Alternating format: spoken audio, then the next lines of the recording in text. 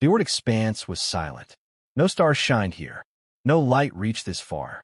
It was a cold graveyard of frozen rocks, lost ships, and thick clouds of radiation. Few dared to come here. Most who entered never returned. But the Union had sent the Starlance anyway. Captain Elias Roque stood on the bridge, staring at the swirling clouds on the view screen. His crew worked quietly around him, following his orders without question. They trusted him. He had earned that trust over the years. Roque rubbed his chin, watching the strange readings on his console. The ship's sensors had picked up something large, something metal, drifting deep inside the debris field. Lieutenant Vera, confirm those readings, Roque said, his voice steady. Vera, a skilled navigator with sharp eyes, leaned over her station. She pressed a few keys and frowned.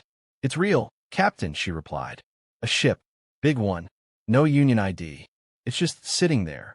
Roque nodded. Life signs. Vera checked again. Weak. Faint. Could be dying systems or cryopods.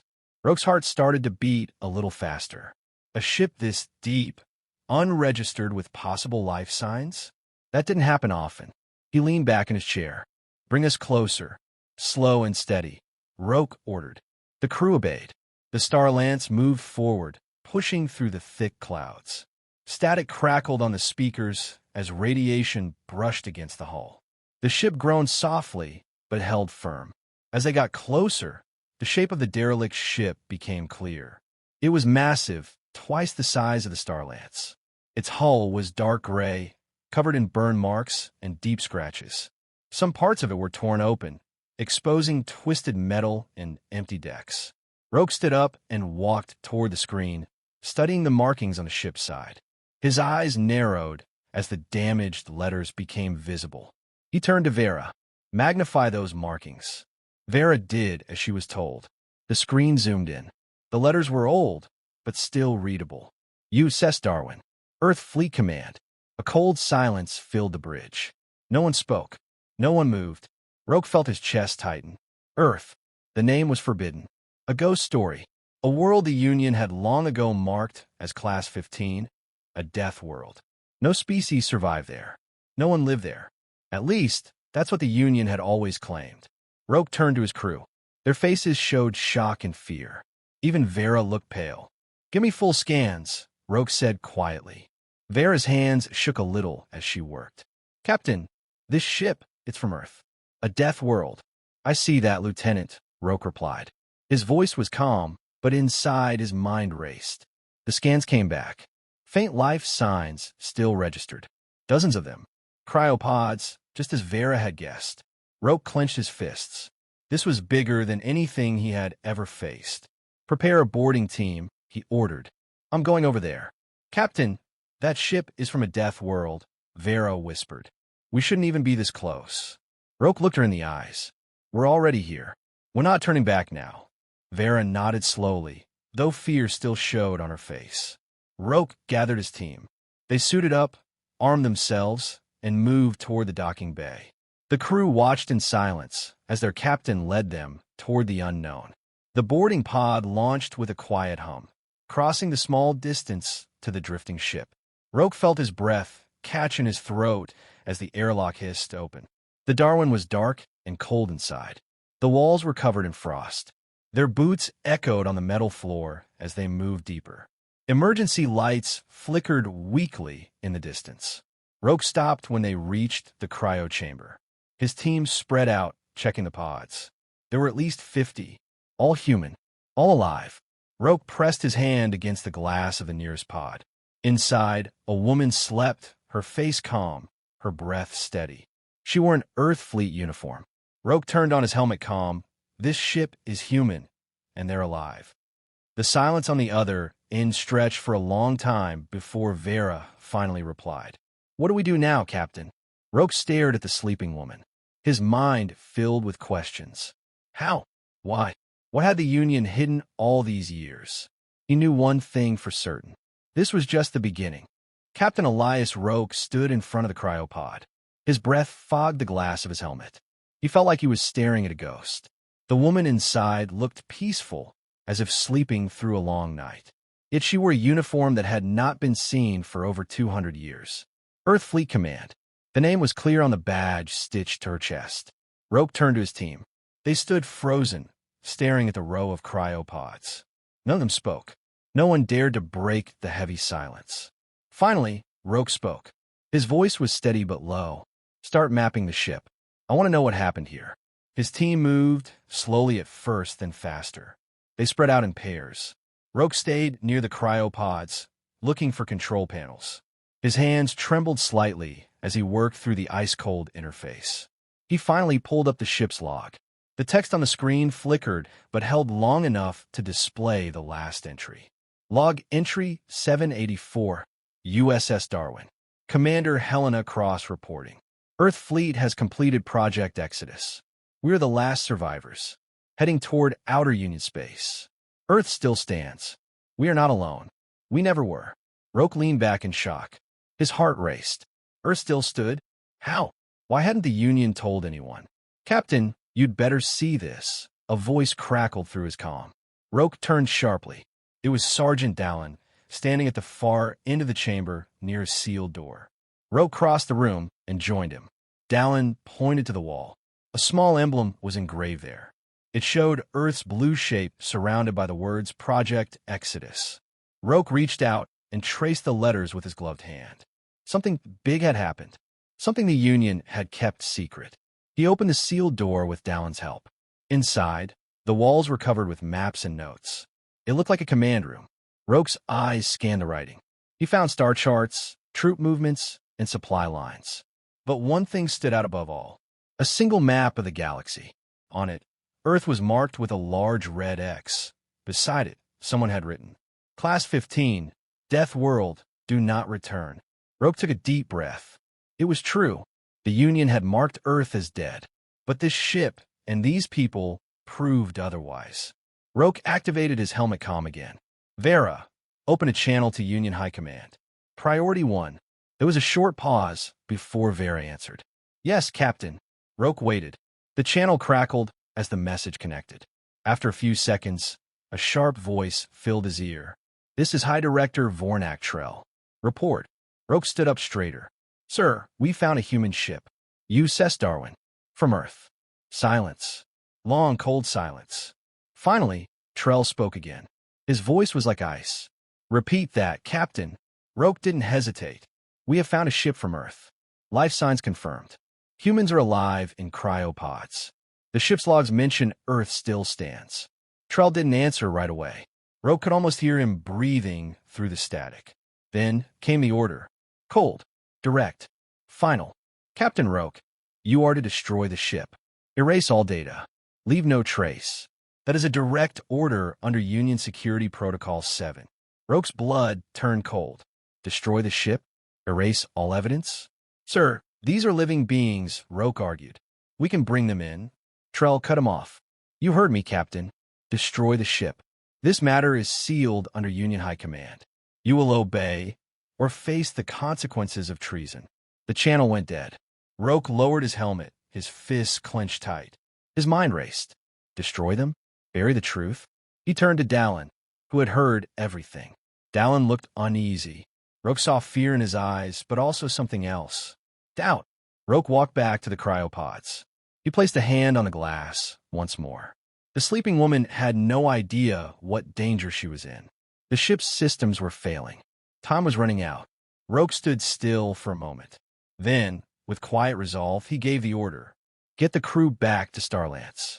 We need to talk. His voice was calm, but his heart knew the truth. This was no simple discovery. This was a choice that could change everything. And he wasn't sure yet what choice he would make. The crew gathered in the briefing room aboard the Starlance. The air felt heavier than normal. No one spoke as they waited for Captain Roke. He entered the room slowly. His face was calm, but his eyes showed the weight he carried. He stood at the head of the table and looked at his crew. These were the people he trusted with his life. People who had followed him through dark space and dangerous missions. He knew they deserved the truth. He took a deep breath and began. You all heard the Union's order, Roke said. His voice was steady but heavy. We are to destroy the Darwin and all records of it. No survivors. No trace. The crew shifted in their seats. Some lowered their heads. Others clenched their fists. Dallin looked away, jaw tight. Roke continued. I've seen the ship's logs. Earth was never destroyed. It was marked as dead on purpose. Gasps filled the room. Vera stood up quickly. Marked dead? Why? She asked, her voice shaking. Roke nodded slowly. I don't know yet, but it's clear the Union lied. Project Exodus was real. Those people on the Darwin, they survived. Earth survived. The crew looked at each other in disbelief. Lieutenant Wren, the youngest officer on the ship, spoke up. Why would the Union hide that? Why lie for centuries? Roke walked to the wall screen and brought up the image of the galaxy map they had found on the Darwin. He pointed to the large red X over Earth. Fear, Roke said quietly. The Union feared what humanity might become, so they locked Earth away, called it Death World, told everyone it was lost. Sergeant Dallin stood. And now they want us to erase the last proof that they lied. Roke nodded. Yes. The room went silent again.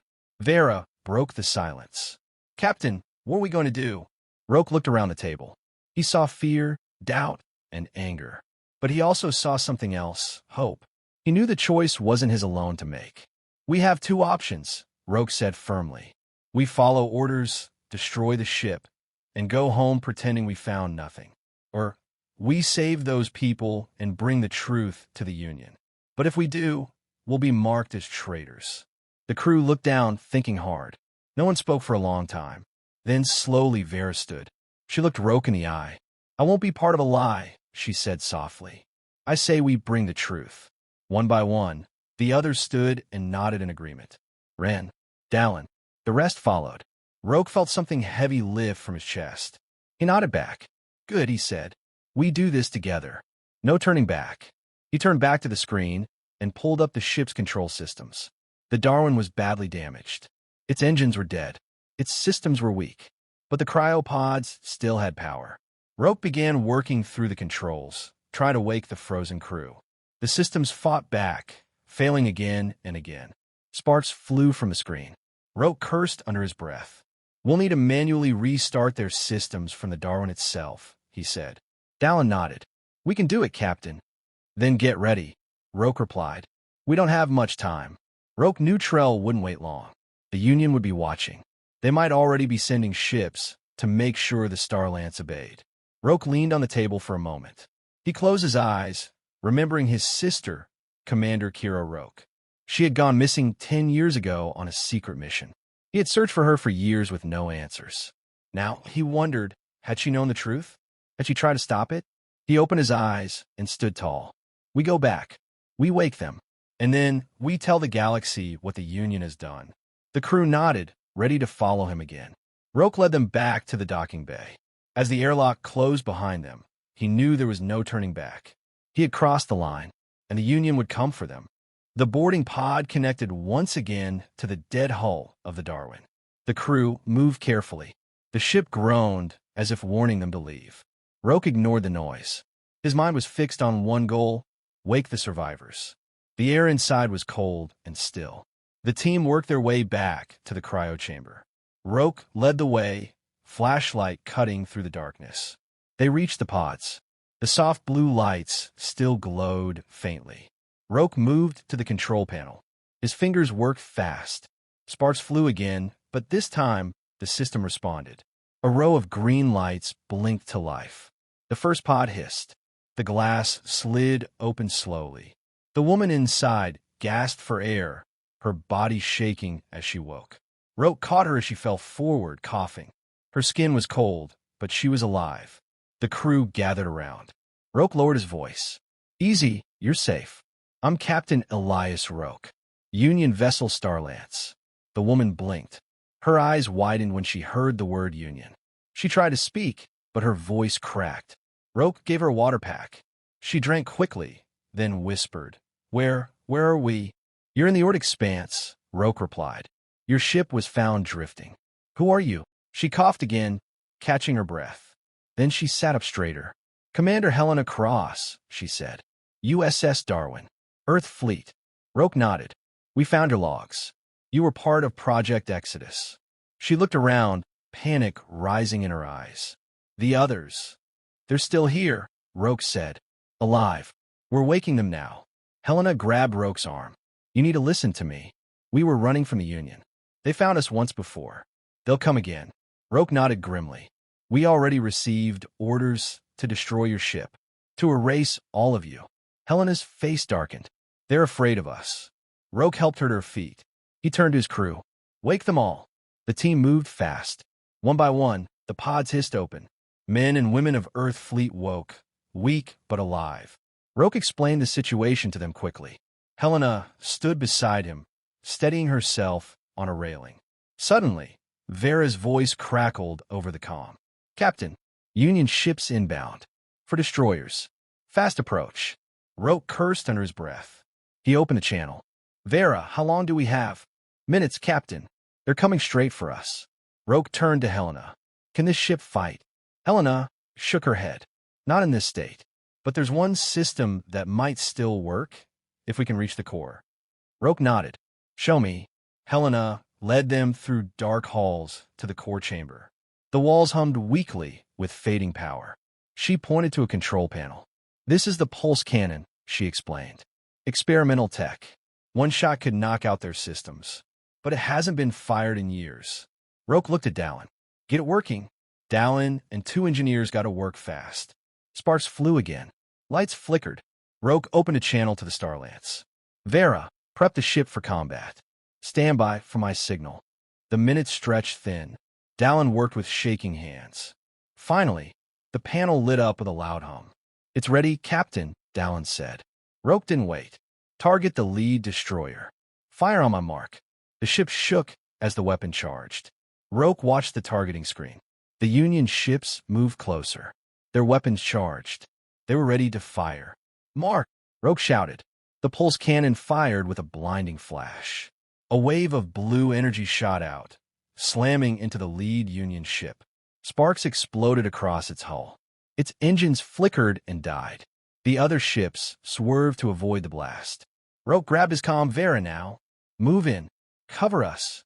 The Starlance roared into view, weapons blazing. The crew on board fought back hard. Roke knew they couldn't win a full battle, but they didn't need to. They just needed time. Roke turned to Helena. We have to move the survivors to my ship. Now. Helena nodded. She called to her people. They gathered quickly, leaning on each other for support. Roke led the way back to the boarding pod. The Starlance moved in closer, under heavy fire. The first wave of survivors crossed safely. Roke stayed behind, covering the last group. Explosions rocked the hull. The Darwin shook violently. Roke helped the last survivor into the pod and turned to Helena. We have to go.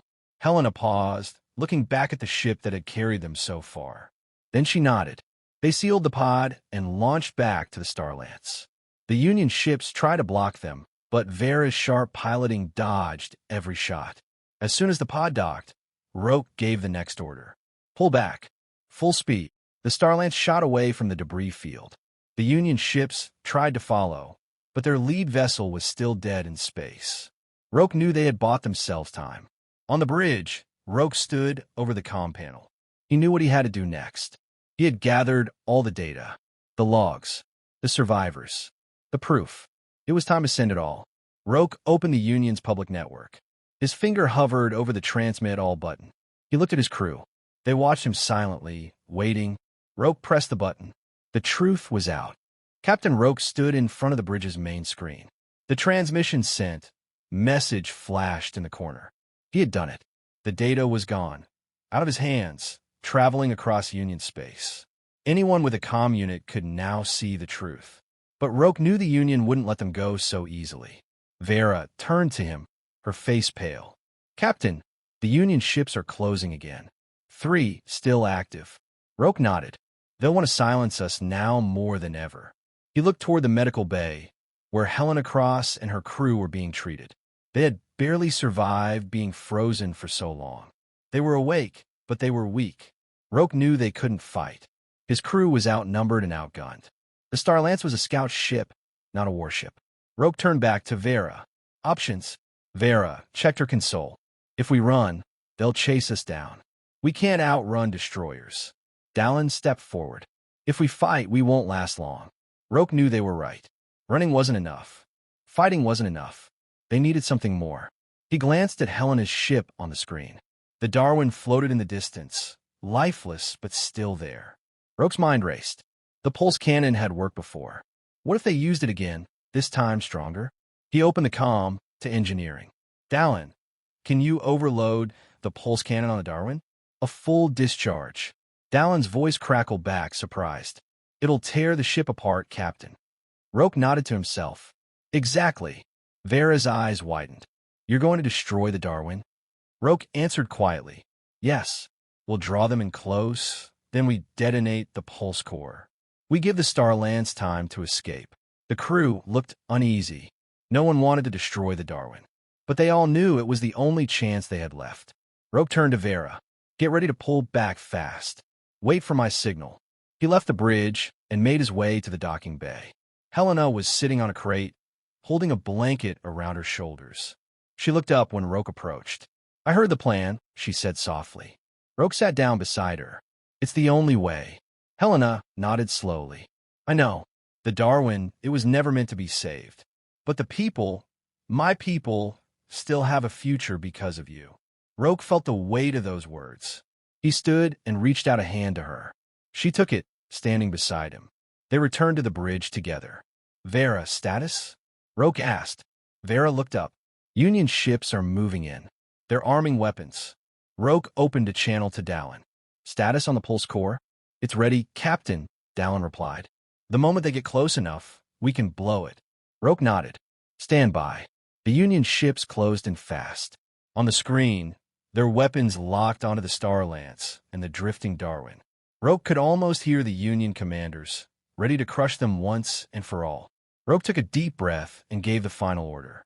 Bring the Darwin between us and the Union ships. Now, the crew worked fast. The small automated thrusters on the Darwin pushed the massive wreck forward, placing it between the Starlance and the attackers. The Union ships didn't change course. They came closer, preparing to fire. Roke clenched his fist. Almost. The Union ships were right behind the Darwin now. Too close. Dallin, detonate.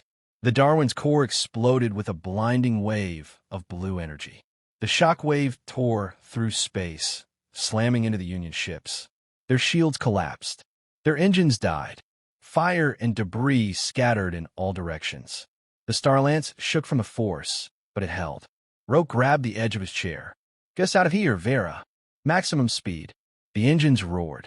The Starlance pulled away from the wreckage. The Union ships drifted helplessly behind them, damaged and burning. Roke leaned back, breathing hard. They had survived, but the price had been high. Vera turned to him. Captain, we did it. Roke nodded. For now. He stood and looked out the viewport. The Darwin was gone, but its mission had not been in vain. The truth was out. The Union had failed to stop it. Roke knew they had more enemies now than ever before. But they also had hope. Humanity had survived. The galaxy knew the truth. He turned to his crew. We go home, he said, but we stay ready. This is just the beginning. The Starlance moved through dark space.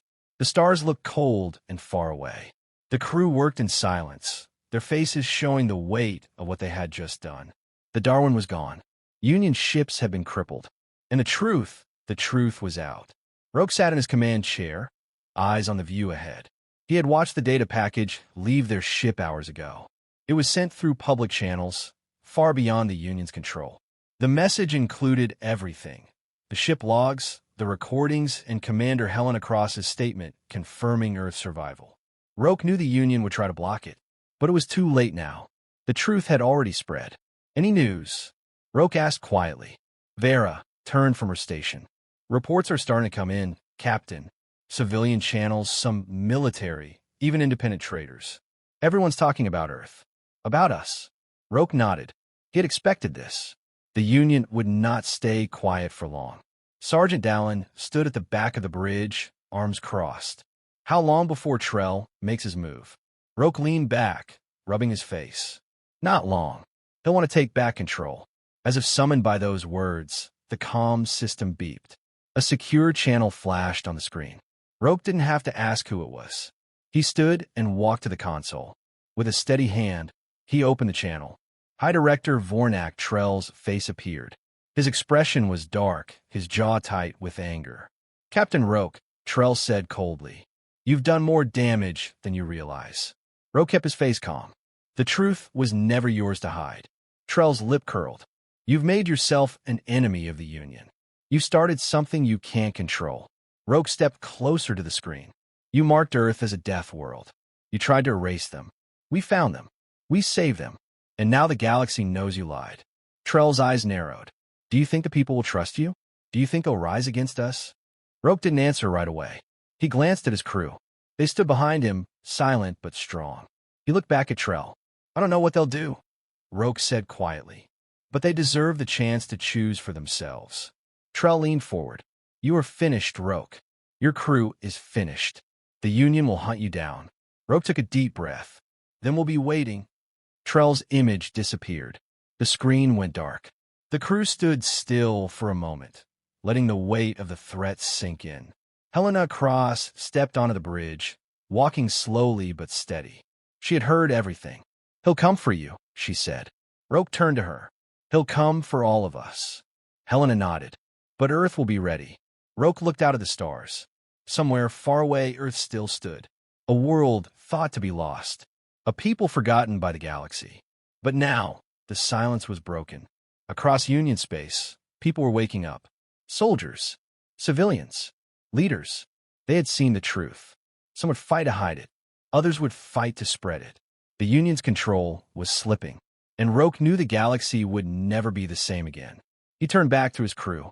"We set course for the outer colonies," Roke said. "We gather allies. We stay ahead of the Union." Vera nodded. "Course set, Captain." Roke took one last look at the dark screen, knowing Trell was already planning his next move. But Roke was ready.